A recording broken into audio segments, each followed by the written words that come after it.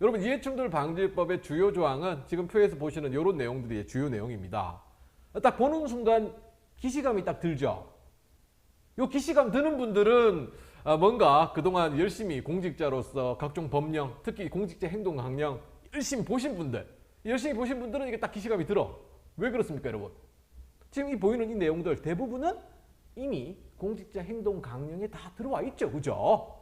여러분 알다시피 이해충돌 방지법은요, 우리가 알고 있는 청탁금지법, 이 김영란법 이와 함께 제출되었던 법입니다. 즉 김영란 전 대법관께서요, 이해충돌 방지법과 함께 지금의 청탁금지법을 함께 제출을 했는데, 재정 과정에서 이해충돌 방지 조항은 싹 다 빠지고 청탁금지법, 부정청탁과 금품수수 이 두 가지로만 통과된 거죠. 그러고 있다가 정부에서 보니까 안 되겠다, 이해충돌 방지법이 법률이 통과 안 되고 있으니까 먼저 우리 공직자 행동 강령에 2018년도부터 선반영해서 한번 이행을 해보자. 실제로 여러분 입장에서는 2018년도부터 이해충돌 방지법안의 주요 조항들이 이미 다 규정을 받고 있었다. 근데 이제 행동 강령은 아시는 것처럼 위반 시의 제재라는 게 이제 징계인데, 이제는 이해충돌 방지법으로서 상향 법제화된 거죠. 과태료 내지는 형사처벌까지 가능하기 때문에 훨씬 더 상향 법제화되었다. 영화 속에서도 찾을 수 있는데, 여러분 이 영화는 뭐 굉장히 유명한 영화, 내용 다 아시죠? 범죄와의 전쟁. 이 영화 속에서 정말 나쁜 놈들 많이 나옵니다. 특히 이 최민식 씨가 조폭들과 함께 어울리면서 나쁜 짓 많이 하죠, 그죠? 자, 영화 스토리 중에서 중간에 이 조폭들과 함께 최민식이 경찰한테 잡힌 장면이 나와요. 경찰은 뭐 조폭을 잡았으니까 당연히 뭐라 하면서 똑바로 앉아 뭐라 할 거 아닙니까? 그랬더니 최민식이요, 이 수갑 찬 상태에서 경찰의 뺨을 팍 때립니다. 지가 모자랬다고 뺨을 팍 때리면서 뭐라 그래요? 굉장히 유명한 대사죠. 니 내가 누군지 알아? 야, 너그 서장 어디 갔어? 강 서장 데리고 와. 야, 내가 강 서장하고 너그 서장하고 어저께도 밥도 먹고 사우나도 가고 다 했어. 이 경찰서장하고 굉장히 친분이 있고 밥도 먹고 이렇게 어울리는 사이다라는 걸 큰 소리 치면서 호통을 칩니다. 이 경찰서에서 쇠고랑 찬 이 범죄인 이 용의자가 말이야. 그랬더니 이제 더 웃긴 건 경찰이 그에 대해서 제압을 해야 되는데 그게 아니라 수사반장이 뛰어오더니 안전운전 못하면서 그렇습니까? 그리고 일선 경찰한테 야, 니 빨리 사과해라. 일선 경찰이 꾹꾹 사과를 합니다. 죄송합니다. 정말 어이없는 이런 장면들 연출되는데, 그러면서 이제 최민식은 풀려 나옵니다, 그죠? 풀려 나오고 최민식이 어떻게 합니까? 우리 이해충돌 방지법에 거의 유사하게 전개됩니다. 종친회를 찾아가죠. 저는요, 이 영화 속에서 경주최씨 충렬 공파가 그냥 가상의 종파로 어떻게 만들어낸 건 줄 알았더니 진짜 있는 종파더라고요. 굉장히 유명한 경주최씨 충렬 공파라고 있는데, 실제로 어쨌든 영화 속에서 이제 거기에 친척을 찾아가는 걸로 나오죠.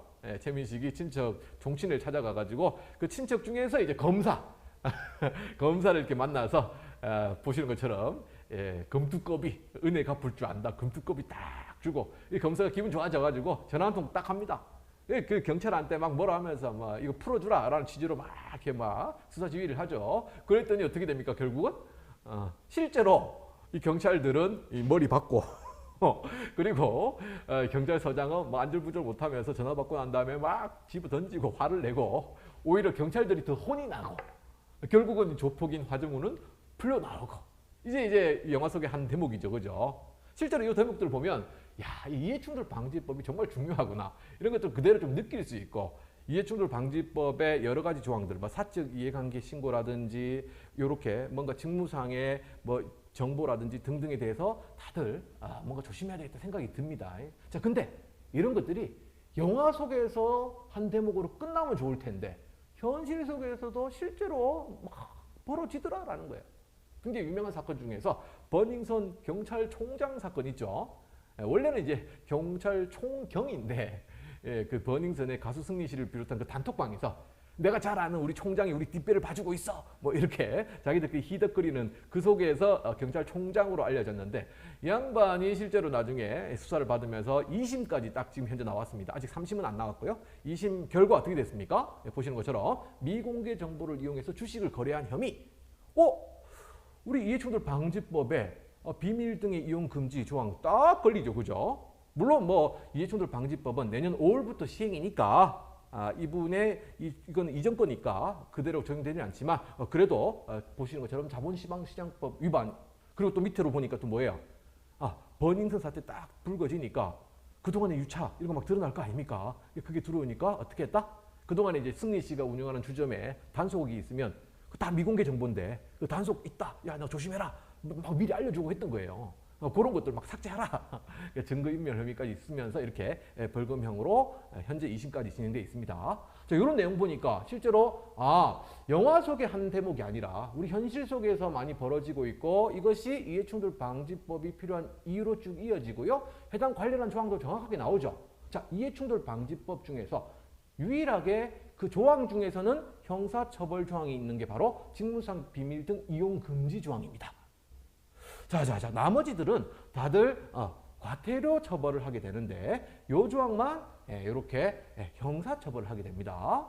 자, 직무상 비밀 이용 등 금지를 보면요. 여러분들께서 우리 공직자가 직무 중에 알게 된 비밀이나 미공개 정보를 어떻게 재산상 이익을 얻기 위해서 내가 뭔가 이용한다거나 혹은 제3자에게 이걸 취득하게 한다든지 이런 것들은 금지한다라는 거죠. 사실 앞에 봤던 뭔가 주식 거래 등등으로 이어지는 것들 다 직무상의 미공개, 비밀 이런 것들을 이용한 거죠. 그죠? 실제로 그래서 문제가 될 수 있는 거고. 자, 보면 여기서 또 하나 중요한 포인트가 비밀이라고 해서 비밀은 법령에서 비밀로 정한 것만 비밀이 아니다.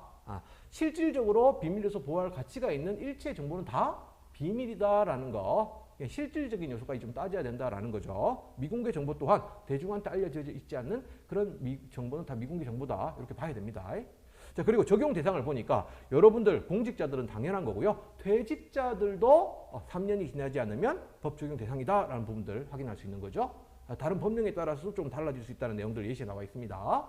또 그 밑에 보면 비정규직은 조금 달라질 수 있는데 여기서 포인트가 여러분 비정규직인 경우에는요.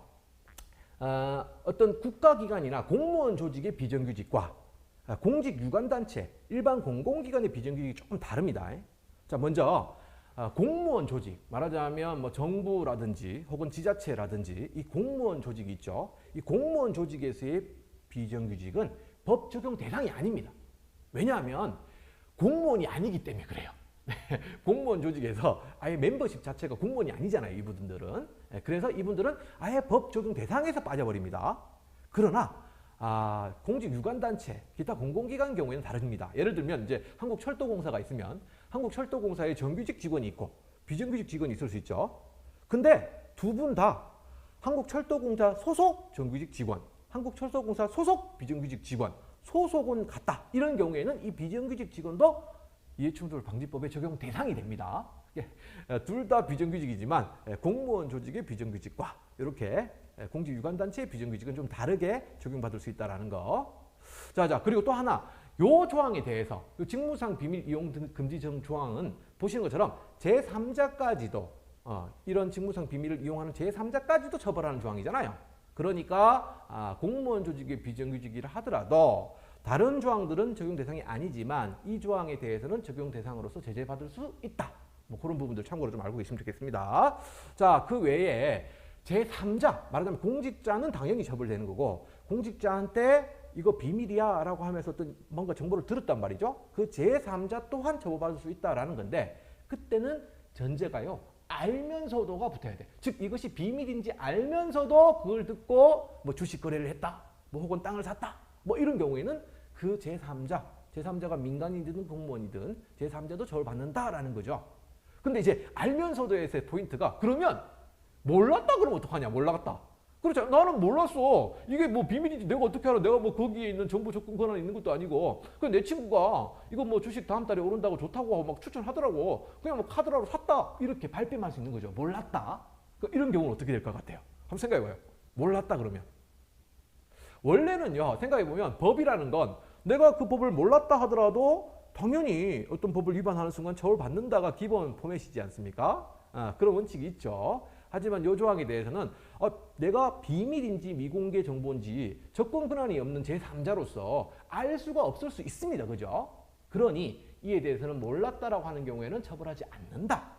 이 몰랐다 하는 것까지 다 처벌해버리면 과도한 제한이다. 뭐 이렇게 적용될 수 있기 때문에 이런 경우는 처벌하지 않는다라고 볼 수 있는데, 다만 실제 팩트로 들어가면 진짜 몰랐겠습니까? 몰랐다라고 발뺌하는 거일 가능성이 좀 있지 않겠습니까? 그죠? 그렇습니다. 그래서 진짜 몰랐다라고 발뺌하는 건지 정말 몰랐다인 건지는 이제 수사기관의 입증 책임을 통해서 밝혀질 사안이긴 한데요. 여러분, 우리나라 경찰들이 수사 잘합니다. 자꾸 언론에서 경찰 막 뭐라 해서 그렇지, 실제로 여러분 대한민국 잘 생각해 보세요. 세계 어디를 가도 막 밤늦게까지 술 먹고 함부로 다닐 수 있는 나라가 우리나라 말고는 별로 없어요. 딴 나라 가면요, 막 살인에, 강도에 막, 아유, 밤늦게 술 먹고도 못 돌아다닙니다. 우리는 뭐 밤늦게도 술 먹고 그러면 안 되죠, 그죠? 코로나 시대라서 지금 말고 과거 코로나 전. 네. 어쨌든 그만큼 안전한 나라인데, 이 안전한 나라라는 건 여러 가지 근거가 있는데, 우리 국민들이 그만큼 착하다라는 근거도 있겠지만, 경찰들이 워낙 치안 관리를 잘한다, 수사를 잘한다, 이런 것도 있습니다. 실제로 수사를 잘합니다. 제 친구 중에도 서울에서 형사하고 있는 친구가 한 두세 명 있습니다. 아이, 도둑놈 잘 잡더라고요, 애들. 단톡방에서 맨날, 야, 나 오늘 잡았어. 맨날 이렇게. 어쨌든 뭐, 그러니까 이렇게 실제로는 이렇게 몰랐다라고 발뺌한다라는 거 다 드러나 있게 돼 있다. 그래서 정말로 몰랐다 빼고, 이렇게 뭐, 이렇게 발뺌하는 것들은 다 잡을 수 있다라는 거 뭐 참고로 알고 있으면 되겠고요. 또 하나 중요한 포인트가 있는데, 이렇게 이제 공직자도 처벌이고, 제3자도 처벌인데, 또 하나는 그냥 사적으로 이용만 했다. 말하자면 내가 이를 통해서 돈을 벌지 않았어요. 뭐 땅 투기하지 않았고, 혹은 뭐 주식 투자하지 않았고, 그래서 경제적으로 내가 뭔가 돈 번 게 없어 하더라도 처벌받을 수 있다는 겁니다. 뭔가 이건 직접적으로 당장 돈을 버는 건 아니지만, 비경제적인 이익이지만 어쨌든 이용을 한 거고 이익을 취한 거니까 처벌받을 수 있다는 겁니다. 물론 각 1, 2 상황에 따라서 항목에 따라 처벌 수위는 좀 다릅니다. 첫 번째 1항, 아까 우리 공직자가 이런 비밀 등을 이용해서 뭐 취득하거나 제3자에게 취득하게 하거나 하는 경우에는 뭐다? 이거 7년 이하의 징역, 7천만 원 이하의 벌금. 굉장히 세죠, 그죠? 이렇게 처벌받을 수 있다라는 거고, 또 재산상의 이득에 대해서 어떻게 한다? 몰수 또는 추징한다. 몰수는 예를 들면 내가 1억 벌었다 이러면 1억 그냥 통장에 있는 몰수 한다라는 거고요. 또 만약에 1억 벌었는데 그거 다 써버렸다, 이제 없다. 그러면 이제 예를 들면 뭐 부동산을 뭐 경매 넘긴다든지 다른 방법으로 추징한다는 거죠, 그죠? 하여튼 재산상의 이익을 이렇게 다시 몰수 추징한다라는 내용들이 첫 번째고, 두 번째, 제3자가 이용하는 경우에, 알면서도 이용하는 경우에는 어떻게 한다? 5년 이하의 징역 혹은 5천만 원 이하의 벌금. 그리고 마지막으로서 아까 내가 경제적인 이익은 취하지 않았지만, 즉 재산상 이익은 취하지 않았지만 이용을 했다라고 하는 순간 어떻다라는 거예요? 3년 이하의 징역 혹은 3천만 원 이하의 벌금, 이런 정도로 아주 강력한 조항이다. 제가 이거 제일 먼저 하는 이유는 우리 이해충돌 방지법에서 그 각 조항 중에서 유일하게 형사처벌 조항이 있는 조항이기도 하고, 실제로 이것 때문에 이해충돌 방지법이 만들어졌다 해도 과언이 아니죠, 그죠? 뭔 소리입니까 이게? 여러분, 이해충돌 방지법이요, 만 8년 이상 국회에 계류되어 있었어요. 통과 안 되고. 이게 사실 생각보다 예민한 법이거든요. 특히나 뭔가 정책 결정권자들 입장에서 뭐 국회의원이라든지 기관장이라든지 이렇게 높으신 분들, 고위공직자들 입장에서는요, 이해충돌 방지법이 굉장히 본인들을 옥죄일 수 있는 그런 어떤 조항들이 많습니다. 그러다 보면 아무래도 좀 위축될 수 있고, 뭐 여러 가지 또 다른 어떤 정치적인 이유들 등등의 뭐 여러 가지 배경으로 계속해서 통과되지 않고 막 계류되어 있다가 결국 뭐다? LH 사태가 막 빵 터지면서 막 국민적인 공분이 일어나죠. 세상에 LH 직원들이 그 비밀을 이용해가지고 막 땅 투기하더라. 막 그러면서 국민적인 여론이 어마어마하게 들끓습니다. 그에 대한 대책으로서 이런저런 거 내다가 바로 이해충돌 방지법이 통과되는 어쨌든 뭐 소 잃고 외양간 꽂힌 격이긴 한데 어떡하겠습니까? 그 소 한 마리는 잃었지만 나머지 소는 누가 키우노? 나머지 소는 이해충돌 방지법이 키워야 되는 거 아니겠습니까? 뭐 그런 차원에서 LH 사태, 이 직무상의 비밀을 이용했던 이 직원들의 이 행태들의 국민적 공분들이 일어났고 결국은 통과되게 되는, 어쨌든 뭐 이 조항은 굉장히 중요한 조항입니다. 여러모로서 꼭 좀 여러분들이 기억해야 될 조항이다 생각이 좀 들고요. 자, 질의응답 Q&A를 통해서 조금 더 디테일하게 한번 볼게요. 여러분, 여러 가지 비밀 혹은 미공개 정보가 있을 수 있는데 그 중에서 개인정보는 어떻게 되는가? 개인정보. 그렇죠. 여러분, 기본적으로 개인정보보호법이 있죠. 그러니까 개인정보인 경우에는 이것은 비밀에 해당합니까? 생각을 해보면 해당할 것 같죠?